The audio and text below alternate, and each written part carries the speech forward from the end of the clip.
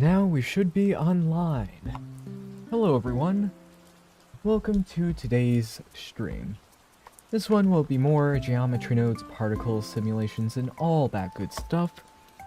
But we'll see how this goes. I'm gonna do a little bit of a spin, figuratively and possibly literally, on this one.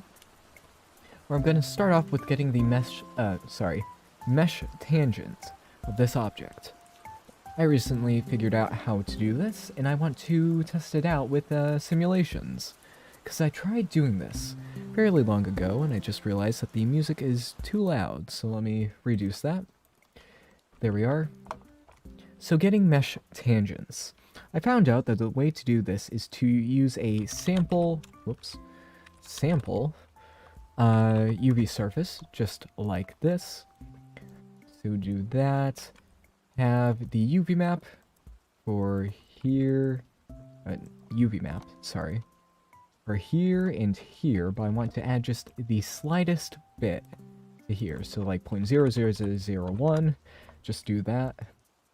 And then I want to transfer or sample the position from that point, just offset by a little bit, as directed by the UV map. This will give you the UV tangent. It'll be a little bit inaccurate at the seams, but it should be good enough. So I'm going to use a subtract to get the vector without the position.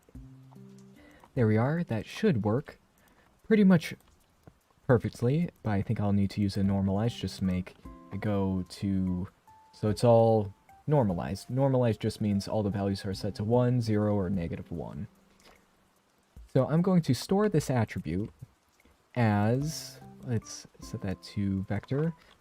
Mesh tangent, and I want to visualize it with you all to see what's going on. So let's look in the shader editor. Let's look at the attribute. Let's do that, mesh tangent. Let's take a look at here. So we can see that. Is it working? I think it is working, but most of the values... Oh, we're seeing the seams. That's where the errors are. So I'm going to set a normalized node so that we can see. I should put that in the geometry nodes. But if we look at this compared to the shader editor tangent, which one is it? Geometry? There we go. These should be fairly similar. I think they're similar, but the seam is hiding it. Let's see. Similar. Oh wait, no, that's not the UV tangent. There we go. Let's have this be a UV map. Take a look at that. That looks similar, just in its offset in a different way. But yes, the gradients seem alright. Just one's oriented in a different way. So I'm going to keep that open, at least for that object, while I edit this. So I need to put in a normalize, because those vectors are always normalized. There we go for that. Let's put that there. Seems pretty good, and I could change the axis that this is being offset in by doing that. Which, does that match in the shader editor now? It does! Oh, perfectly. Oh, very nice. Except for where the seams are. That's still just a little bit broken. But if I set this to face corner... Wait, does that just work? Okay, there's still a few little errors, but that mostly works. Which I am happy with. Well, that's psychedelic. That's a cool pattern, but not what we want. I wonder if there's like some secret data you could pull from that. Yeah, face corner is the way we want. So now it's time to do our geometry node simulations, but now, making it work like this. So what I want to do is spawn in particles that rotate around the mesh via the tangents. So to do that, I'll just put a couple points in the scene that will be simulated. I may join more in over time. Actually, wait a second. I'm going to reference Suzanne and distribute some points on the faces. Distribute. There we go. Take a look at that. Yep, it's distributing. Let's set that to like 30. So that's going to be our start particles before the simulation gets kicked off. So there we go. Let's put in a simulation output. then a simulation input. Now I'm going to do this in the simplest way possible to see if this is working. I'll use a set position set to offset. Then I'm going to reference the monkey again. I know I'm referencing it for both the particle distribution and then the tangent, but this could be anything. This is the part that needs to be specific. So I will use a sample nearest surface. Nope. Sample nearest surface. There we are. Set this to vector. So this will sample whatever attribute we put into here and then transfer it to the points. So I'll use a named attribute set to... I need to put it in manually. So let's just copy this. Because it's not in the same object, I need to plug this in manually. Hit enter. That to vector, plug that into there. And now if I scale it down, let's scale it down to like 0.01, then let the simulation play. It works! I just need to make it so that it'll also stick to the surface as it does its job. Because it works, but it's not, it kind of gets caught in the middle. Because there's no collisions mentioned. Okay, that's good. That's good news. So after this, I'm going to also... Let's see, I probably should set up the velocity. So that gives a more natural flow. But I think I'll just test this current version out. So I'm going to use a... I'll use a geometry proximity node. Proximity. There we go. And I could just easily switch this to the velocity after the fact. Because, yeah, that will work. So I'll have the same target object, but for the source position, since it's already moved by the tangents, I need to add that into the position. I know the wires are getting a little bit crossed. I hope that this won't get any worse. And actually, just for cleanliness, I will just put this object here as well, just so that it's not, the parts are a little more isolated. And I'll put these into frames as well. So now that we do that, I could just plug this into the position, but if I want the velocity, I'll have to do something else. Just subtract it by the current position, and then it would work. Oh. Oh, that is interesting. That is quite interesting. I don't know why it, why they're getting stuck. But maybe the velocity will fix that. So I will set that up. So velocity, I've done this a million times before, but it's not that, bad. Named attribute for the velocity, and then we just add it over time. Velocity is the speed of it that is kept over time. So I'm going to put in a little bit of drag just so that this doesn't fly off the rails when I put it into effect. I need to store that as a named attribute, and then reference that named attribute and put it into the positional offset. So there we go. So if I were to plug just the tangent into there, you can see that it starts.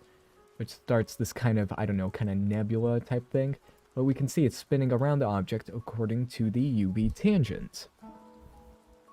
So now, I need to make them kind of stick to the surface again. Which, to do that, I will... Let's see. Yeah, so I already have...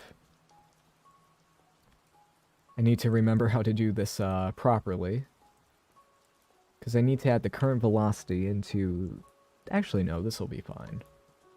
So I'll just add to the velocity, the current velocity by this position that is referenced.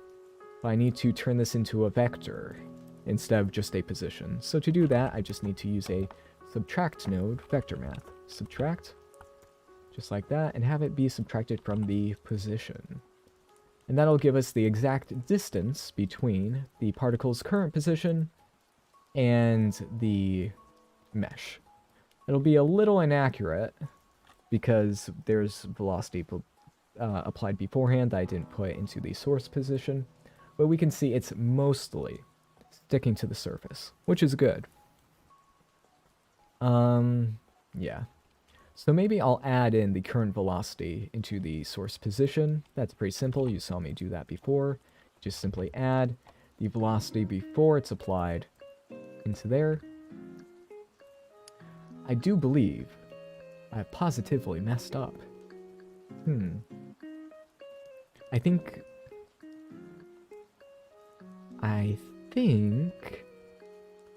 need to remember how to do this properly. Well, that seems to kind of work, but not quite. Nope, that breaks it. It makes it fly off the rails. So maybe that wasn't the best idea. Just maybe.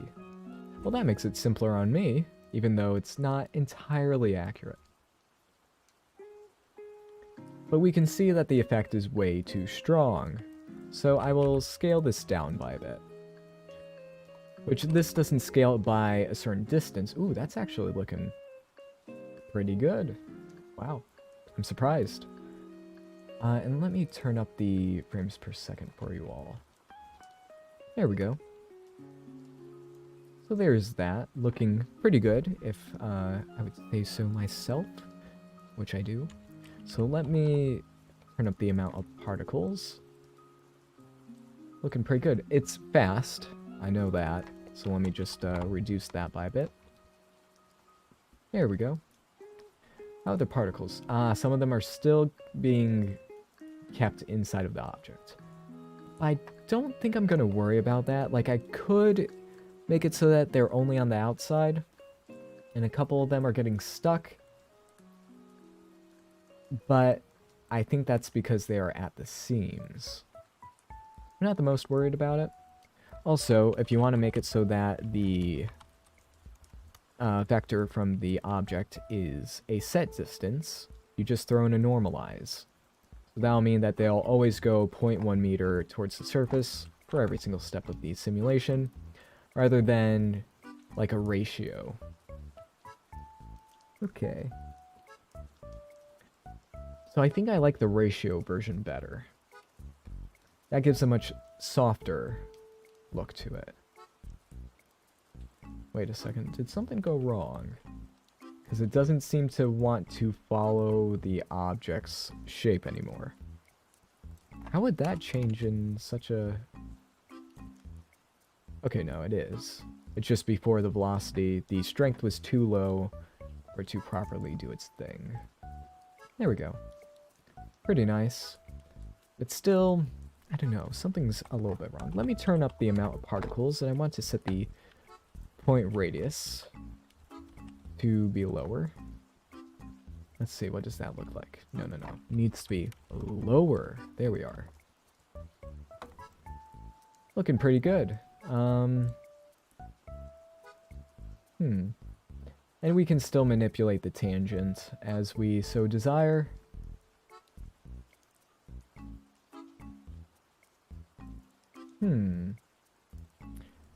Or wait a second, I just thought of something. I could try doing this in a very different way.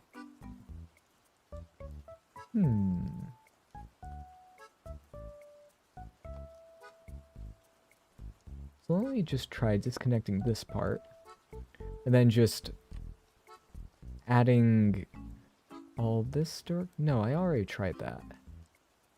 Oh well, what works, works. And I'm not going to be too distraught about it. Another way that we can do this that I've done before is we could just use I believe a cross product to give a tangent, but this will be global. So if I set this to 1 on the z-axis,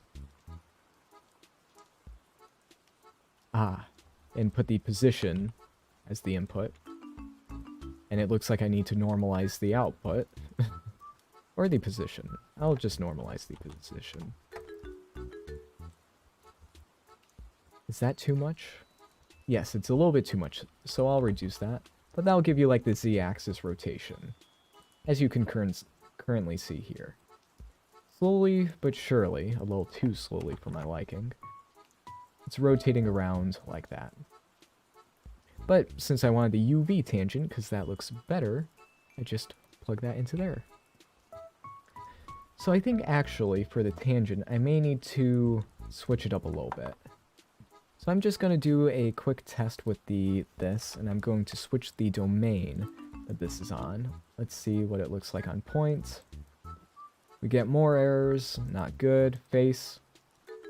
It's a jumbled mess with absolutely no sense of cohesion. So it seems like face corner is the best. What about edge? Actually, and we could still see what that looks like. Not great. So face corner does seem to be the best option, even though there are still a few errors. It seems like there will be a built-in tangent node, UV tangent included, in one of the future versions of Blender, but for now, this is the best we've got, so I will play that hand. And there we are. So if you ever wanted to make the Star Trek beaming animation, that's how you would do it. You know, it's not the best version of the effect, but it's good enough. Huh. Interesting how the kind of lines show up. And again, the parts are being kind of sucked into the surface at certain points, which I could make it so that they avoid the inside. I think I'll show that off now.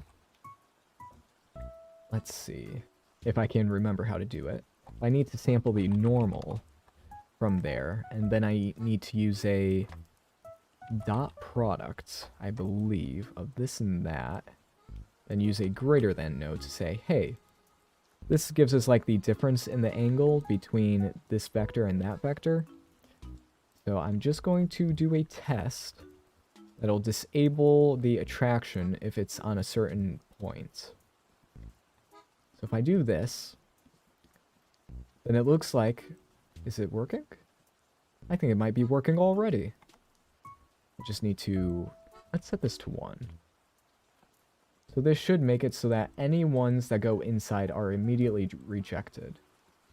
I'm actually very amazed that that worked immediately. And all the ones on the outside can just get thrown away and they will not be sucked back into the system. That actually looks very kind of pretty. There we go.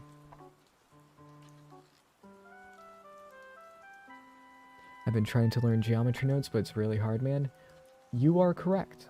What you're looking at is the cutting-edge geometry nodes technology, simulation nodes, which has pretty much no automatic safeguards built in.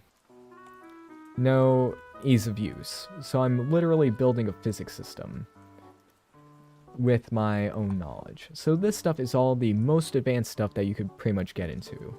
Even Houdini has simpler ways of doing this. So don't feel bad if you don't get it at the moment. It is perfectly natural and perfectly expected. Wait a second, I think I need to reduce this even more. 0.5.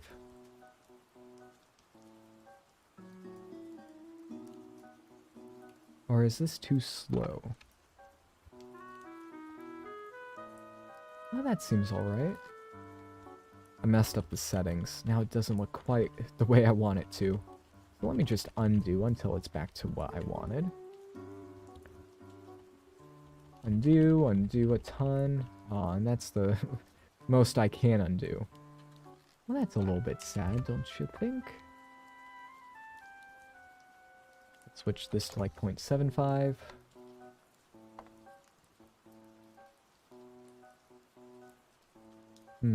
Inside, not too many are hanging out in there.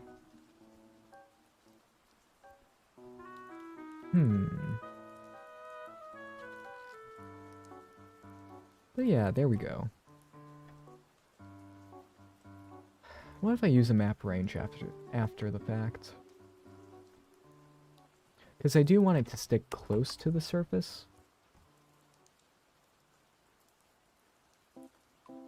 Ah, but if I put it up too much, it freaks out, which is, you know, perfectly reasonable.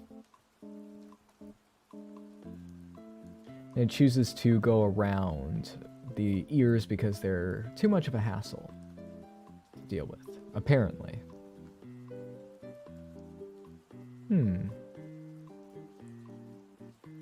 If I set that to 0.1, what happens then? Gets a little averaged, but okay. I feel like I've lost a bit of what I wanted with this project.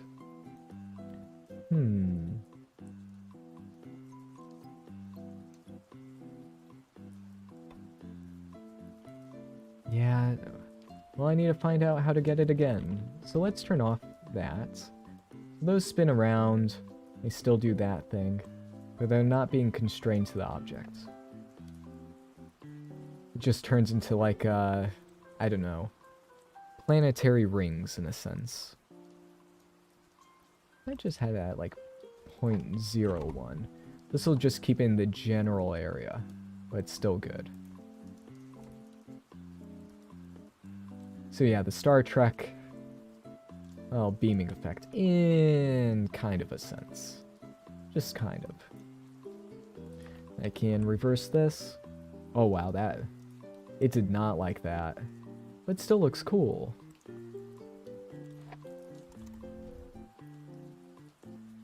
Ooh, that looks very interesting.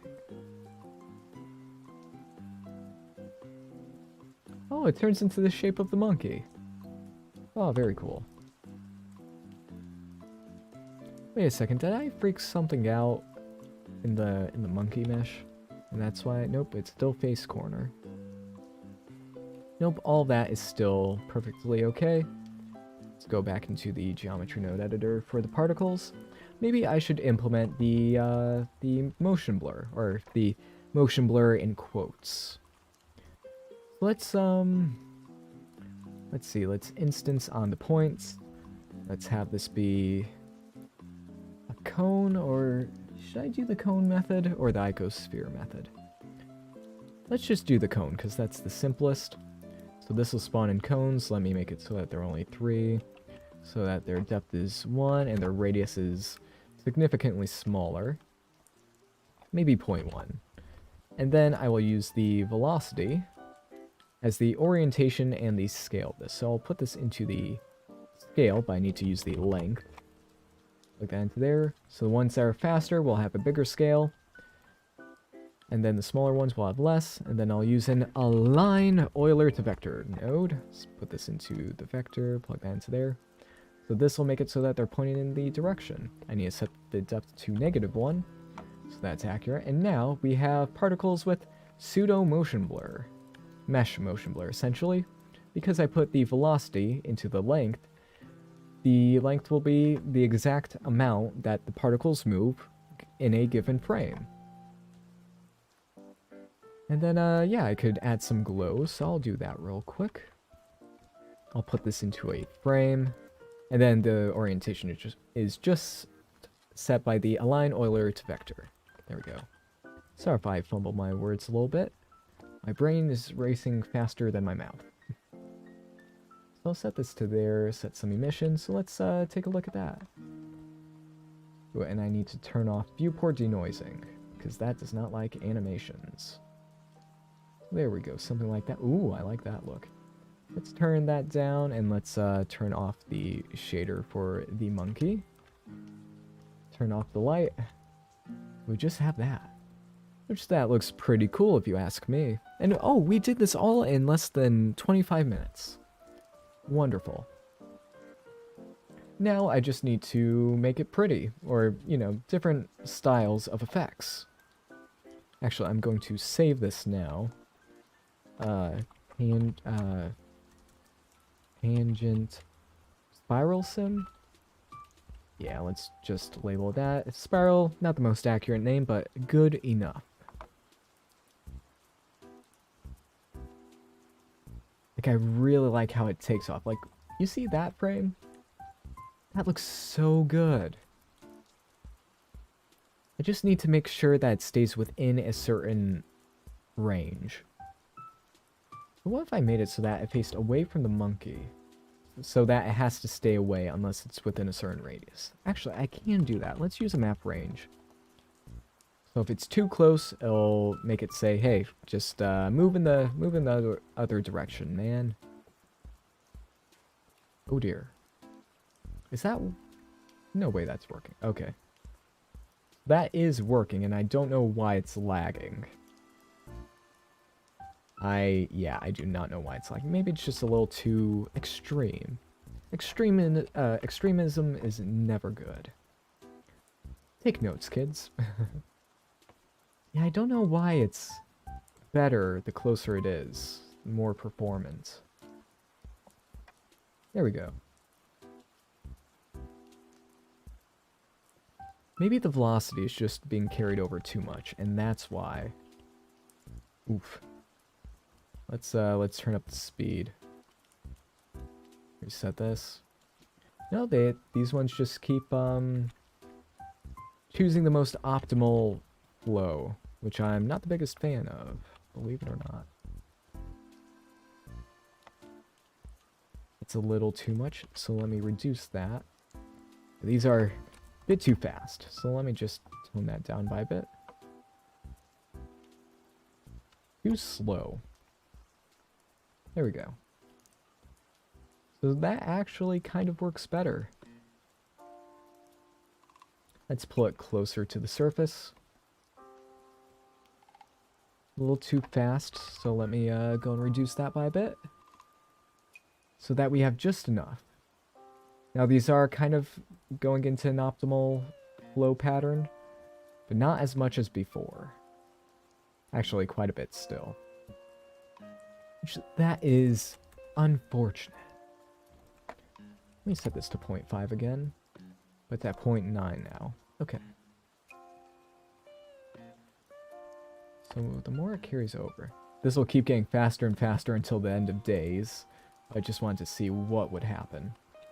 And I think I need to change a couple things about the simulation, or the meshing of it.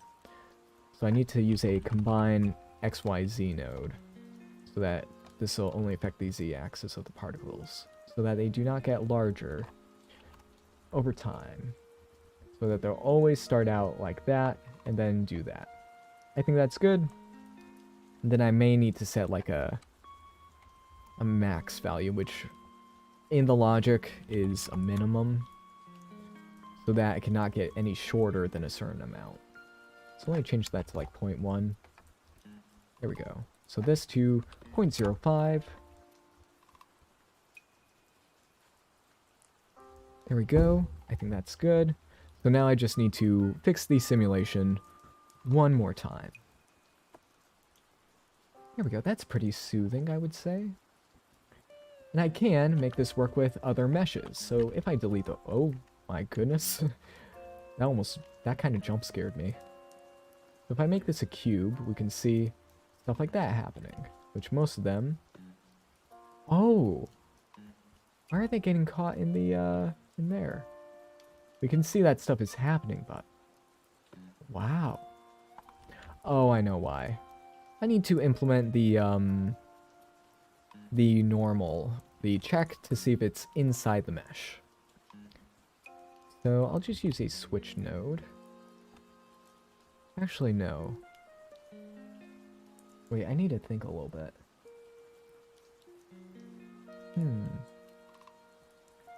What if I could implement a better system? Maybe I can. Let's see. Because I need to say, hey, if you're inside the mesh, just go outside of it. Which I could use the norm. I need to do a little bit of experimentation. Let's plug that into there. So that if it's inside...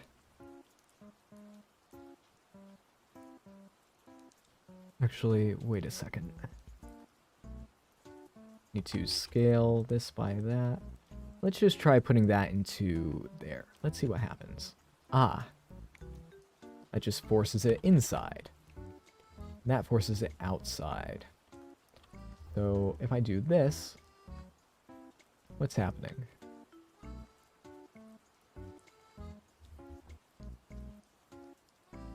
Well, it doesn't seem to be any hurry to go back to its original position. Which means that this is not working as intended. It should be multiplying it by like -1. Set that to 1.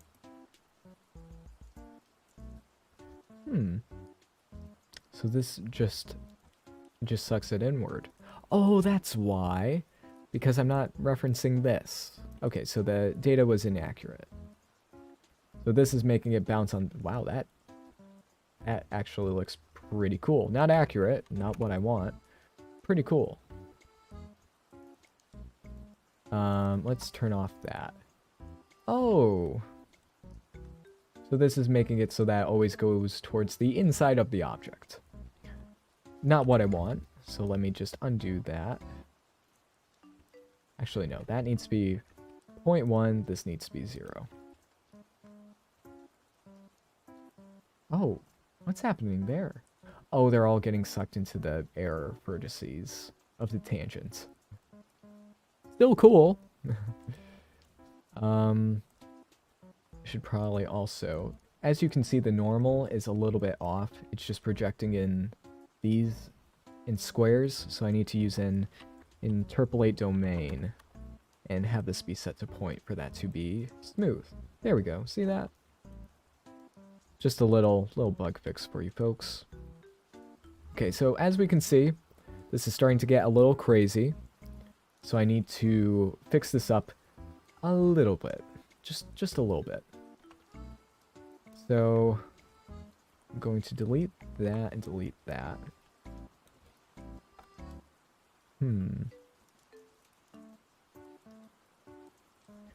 So this will make it so that it's constantly outside. But I need to make it so that if it gets too far, it'll stop doing that. So I think I'll use another scale node. And then another map range, which I know this is getting a little complex. I apologize. But hopefully it's not too complex. I'll put a reroute here so that we can see precisely what's going on there. Then I'll use the... I could either use the distance or just a length output here. I think I'll use the simplest one, the distance. Plug that into there so that if it gets too far away from the mesh, it'll double back. So I hope this works. Actually, distance and then the length from here will be the same, and since I want the least amount of wires crossing, I'll just put that there. But either one would work. I do want to make that clear. Wait a second. Oh, why is that different?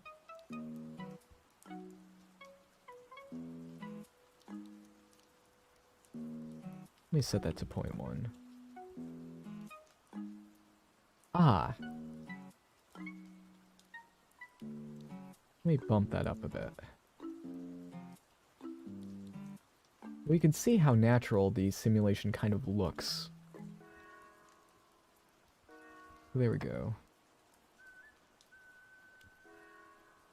Been working on a simulation node project, then when going to render, it will simulate about 1 frame and then reset back to its first frame state. I haven't run into that, I'm gonna be honest. One thing to note when rendering is to make sure that your render starts off at frame 0. That may be the issue, but I'm not entirely sure. See, why isn't this working? That makes sure it goes up. So it's close, it'll go up. If not, they'll be sucked back into the void.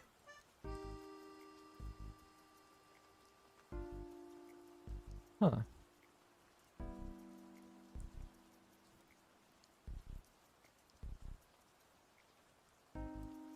So that just makes sure it goes away. I need to make sure it comes back. Well, that's not what I want. It's not supposed to be going inside the object. What does it think it's doing? That works. It keeps it from going inside the object. That's good. That's what I want. I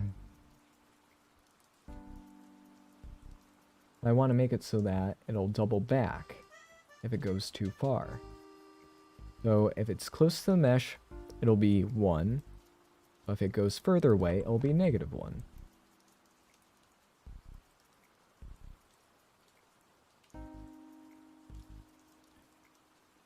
Tell me, I do not work as I wish. And let's switch it back to the monkey object, just so that we get, you know, the more complex, more interesting geometry. Oh my goodness. It seems that our little excursion has caused catastrophic failure when it comes to the speed of this project. So I'm just going to go and lower the subdivisions. And oh, all of a sudden, performance has been saved. Lovely, wonderful, fantastic. But yeah. Oh, a little bit too much. It's interesting how these kind of bind to the surface. Very interesting. I like how the ones kind of go around a little bit. And it looks like we have our first crash. Oh, look at that. File, recover, autosave. There we go. First crash. Not bad. So, I think I'll keep this current version. It's good. Like, not stellar, but good enough. For my purposes. So let's set both of those back to 1. Again, there's going to be much easier ways to do this when this officially comes out. I'm trying to do what the Blender devs would implement natively, but doing it all myself. So hopefully, I hope this is understandable for all of you. Let's see. So if I take out this and just watch this happen normally, that happens, which looks very cool. It's actually staying outside of the mesh. So if you want the simple version, it works perfectly. If I slow it down, or turn up the drag, so that I can turn better. Yeah.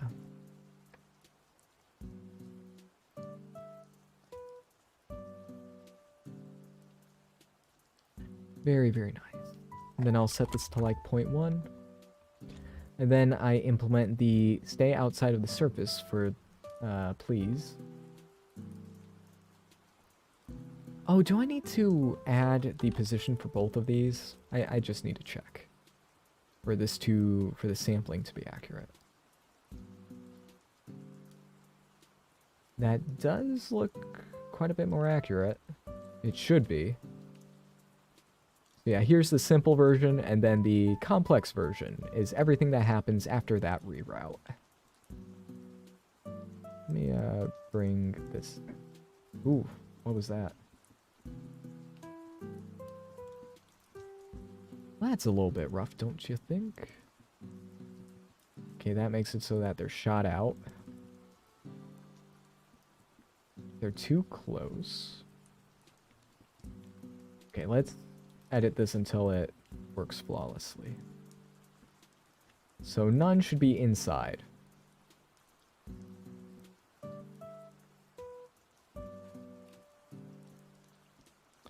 So this simply states...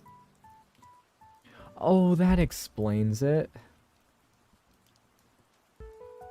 Ah, that explains it. So this states if you're inside the mesh, then go outside immediately.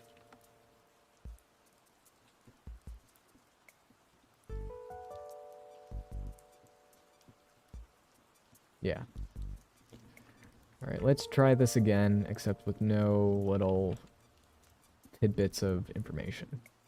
So this, it's saying, hey, if you're outside, then keep going outside. Which is not good. So this is, if you're outside the mesh, if you're inside, then go outside. And then when it's outside, it doesn't care what it does. It's just, okay, do your own thing. So maybe I should use a switch node Yeah, that's what I'm going to do. I'm going to use a switch node set to floats. Because it'll be... Wait a second, I need to think. Yeah, so if it's inside, it'll be thrown out. But then again, once it's outside, it's just nothing. Nothing happens. So if it's outside, it'll go in. Yeah, if I need a... Yeah, okay. So it was more complex than it needed to be. I'm just going to move this downward. There we go. So that if it's on the inside, which is the false parameter of that, I'll just say, hey, move back if you're more than 0.5. There we go. So we can see it's saying inside this force field. The force field is a little bit strong, but that what we want? I do not know. Let's set this to 0.01, just so that it'll stay in there if it needs to. We can see that the bouncing effect is in full swing. Actually, wait a second. If I do that... No, I'm still getting the bouncing. The bouncing happens when the particles find themselves inside the mesh, and then they're just like, nope, go out. Like here, we can see collisions. They're just getting thrown out at a good rate of speed. It'll be like 0.1. Ah, okay. And this version says, hey, if you get close, start applying the stay outside effects. So the more this is, they won't even hit the surface. That looks good.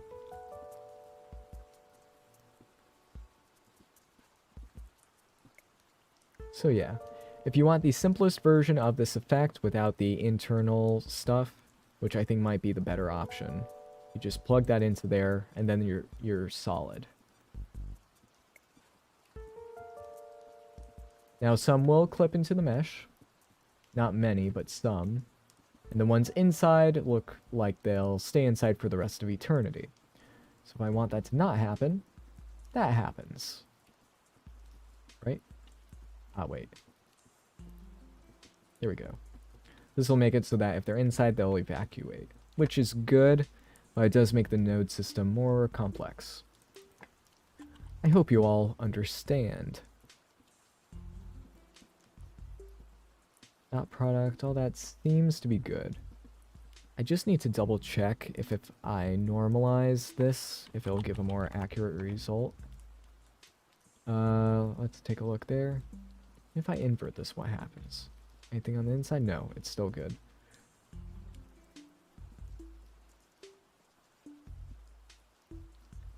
Okay, nope. I do not need to normalize. That is actually very good. That means less headache on my part. So I'll just put the distance into here so that we have less nodes, because I'm going to move that up. A little simpler, a little bit better. That's for the overall scale. I don't need to edit that. Yeah, no, those values are good. I can close up the greater than just because it's greater than 0, so that I won't edit it. There we are. So that's not the most elegant node system, but not the worst. The normal is accurate. All that's accurate. That's good. And I could make this faster, because the samplest nearest node is a little notorious for being not the fastest in the world. So I can change that by using a sample nearest, and then a sample index. Sample index. Yeah, there we go. So these two nodes, they're split into two, but this will give a potentially faster result. I don't think I'll even need to, yeah, I won't even need to use the interpolate domain. So this may be a lot faster. How's it looking? Nope, same amount of time. Alrighty then. Well, don't do something if it is more complex and doesn't give you a time boost. Would you gumroad this? Probably not now. I'll say that. Because for this stuff, the simulation nodes are not set to come out within like the next 3 months. So I don't feel good about putting this online when the Blender version they're going to be in is currently hidden away in an archive. So, short answer, not now. But possibly in the, like, 3 months from now. Alrighty. So that's good. What if it plays backwards? I'm not sure what you mean by that. Let's see. Your voice is very soothing. Ah, why thank you. Yeah, people say that fairly often. I think it's my cadence more than my voice per se. Because my voice isn't, you know, not Morgan Freeman's. But I'll take the compliment. Let's see. Quick question, where the triangle form of the particles come from? Ah, that form is from the cone that I instance onto here. There we go. So it turns out that the simulation resetting is an Eevee only issue for me. I don't know if you tried it out at Workbench or Cycles. Oh, it might be motion blur in that case. Turn off motion blurs. Motion blur does not work with simulations at all. I find that simulations always crash with Workbench for me, and I don't render in Cycles for animations, so I can't attest to that. I'll put this into a frame. So yeah, this is keep the particles outside and keep them at a range from the surface. There we are. What if I... This is gonna be really stupid, but what if I cross product this? What if? Ah, it freezes in space and time. Would be cool. Actually, what if I used a vector rotate? Rotate. And put that as the axis. Then plug that into there. Probably won't turn into anything cool, but... Bump it up, bump it up. Interesting. Not what I want, but interesting nonetheless. Let's do that. Thank you was a motion blur. I would have gone so long with wondering why. Ah, okay, yep. Motion blur. Motion blur is incompatible with simulation nodes at the moment. So this is good, but it keeps getting into these ruts. I don't know how to make it avoid that. And the reason is it's picking the most optimal flow, like a river. So if I wanted to avoid that... Oh wow, that's cool. But let's tone that down so that's a little more... good. Well, now we're getting to the lines, but they're more varied. So let's try this. Yeah, why is that happening?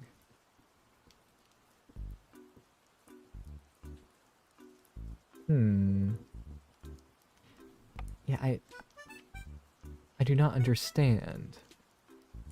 Let me just undo and let me save. I'm going to try different methods of, you know, the keep it outside and all that stuff. So I'm going to delete that, you know, the work I just spent all that time trying to do. I may keep some of that, but I'm just going to delete that, and I'm going to move this back down to here. Okay. Let's, let me think. I need to think. I'm going to scale the output based on the distance. Then I'll invert that. Yeah, oh, that's what I should have done. Oh. Because here... 0.1. That looks so satisfying. Set that to -1. There we go. But the problem is some of them get stuck on the inside. So all I needed to do for here, and I could be wrong, but let's just try this out. I'll use a no, map range. The most reliable one that I don't have to bug fix and be like, oh, why is it not working? I can see the values. -1. So if it's on the nope, that's the wrong one, I believe. Oh, goodness. No. It still seems to be doing that.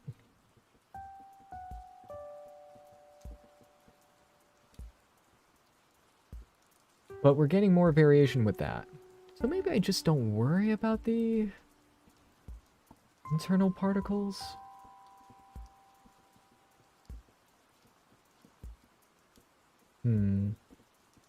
Maybe I just use a switch node after the fact. That might be good. So I'll just switch.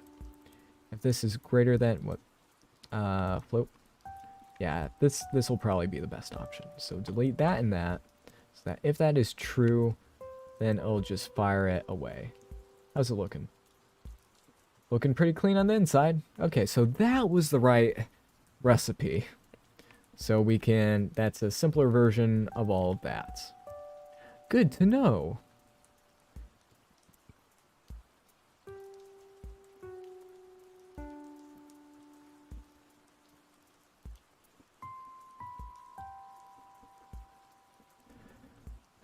Alrighty then. That is a good amount of weight off my shoulders. Because that's not a super complex way of doing it. We just do that and do that. I could even put normalize in and it would be pretty good. So there we go, folks. A bit simpler than that. Not by much, but, you know. We'll take the small victories. And there we're seeing, we're still getting those kind of loops happening, but we still get a good amount of variation happening. So not bad. If I take out the add and just have the current positions doing their thing. Nope, it still does that.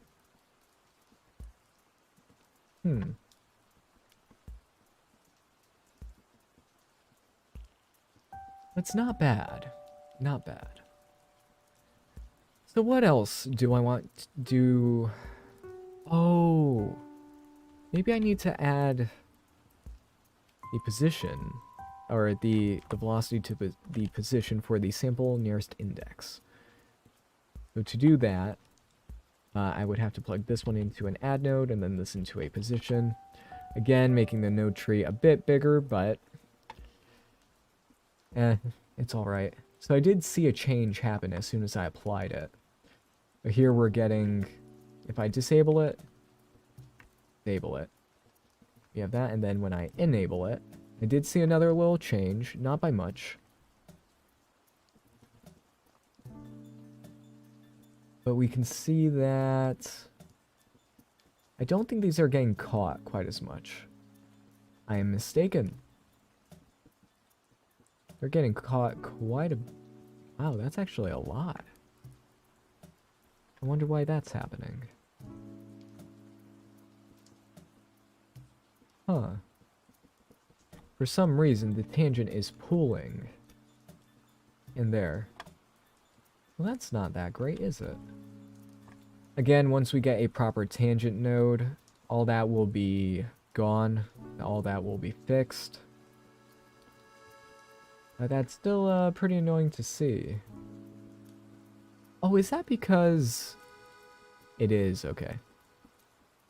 Because I have the averaged normal. Yeah, there we go. The interpolate. Nope, that's still happening. Not as much, but still happening. Yeah, I need to figure out why that's occurring. It's only on the seams. Oh, when it was interpolated, it was kind of doing that as well, but that will be more accurate for the dot product. Just having the position, what does that do? Same difference. I'm going to chalk that up to the tangent that I made being not as good as what would be natively in Blender. And I'll just leave it at that. Yeah.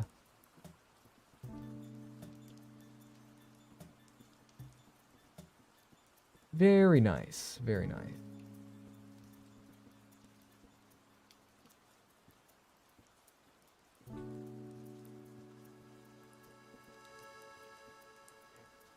Okay.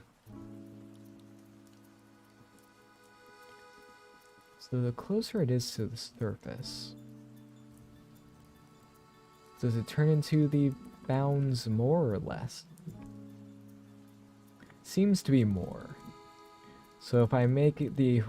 Wow, it's really cool seeing it kind of bounce into the new shell area.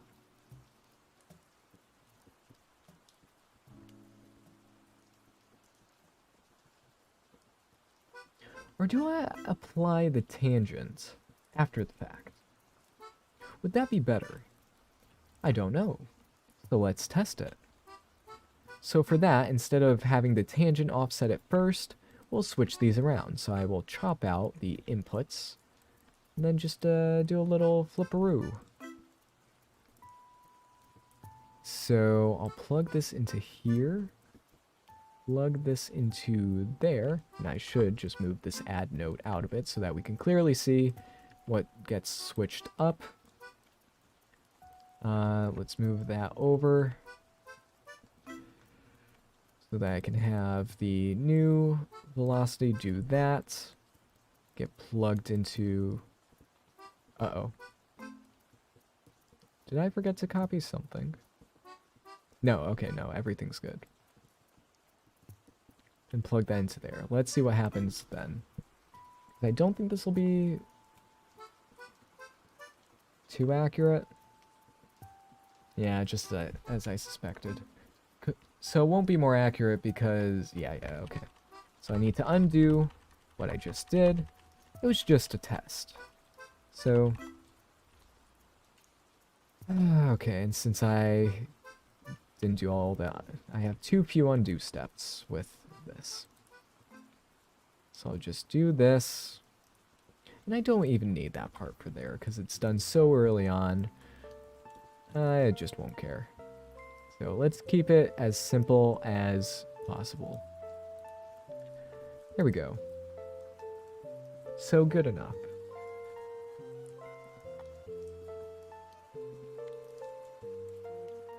There we go. Well, let me put that back into full screen for you all. Let's put in a cylinder. Well, that is an interesting conundrum right there. Whoa, what is that? So we can see that these get fired off like that very quickly, which I suspect is due to... Now the face corner should be right. Where are the particles? Points?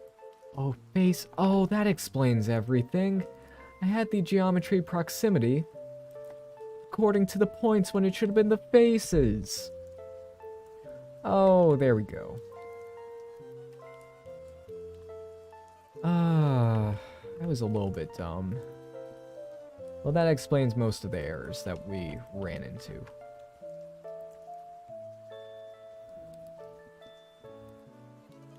Are some still happening? A few little ones. Is this simulation nodes? You are correct. It's the future. I'm using the beta version, so I'm getting a little taste of the future before it happens. Which is, you know, alright. So we can see some of the particles get thrown into there, but then since I have the thing, they get thrown back out. Then when they're further, that's because of the tangent problem. But I'm not seeing any others that get caught, except for, you know, a few little ones. So that's good. Progress.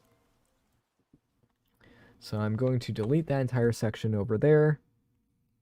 So I think since we're pretty much at 1 hour exactly, I'm going to call it. because we have a good version that works. And I will show off the node tree, the current version, so that you all can see it without having to do a ton of testing. So right here is the node tree. We'll start off at the beginning, or at the true beginning, which is the tangent. This is how I get the mesh tangent with the UV map. We have a little value that's added right there, so take note. That's how I get the mesh tangent. Then in the simulation nodes, we start off by distributing the particles, which you guys know what happens then. Then for the velocity, which we set using a named attribute and apply with a set position, we first get the velocity right here. Then we dampen it a little bit just so that it doesn't keep adding infinitely. Then we reference the mesh tangent from the monkey, scale it to 0.1 and then add it so that it gets that kind of rotational velocity. Then over here, this is basically the fancy stuff for, hey, if it's inside of the mesh, kick it out. And then if it's outside the mesh, if it gets to 0.5, then have it kind of head back.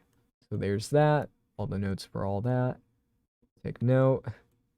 And then I apply that velocity to the offset as it is. Then for meshing the trails, I instance a cone with these settings, set a material. Then for here, this, I align the Euler to vector, combine that in the XYZ, you get the drill. So that is the entire node setup. Here's the entire context. Hopefully you guys enjoyed my ramblings and such. Thank you all for watching, and I will see you all next time.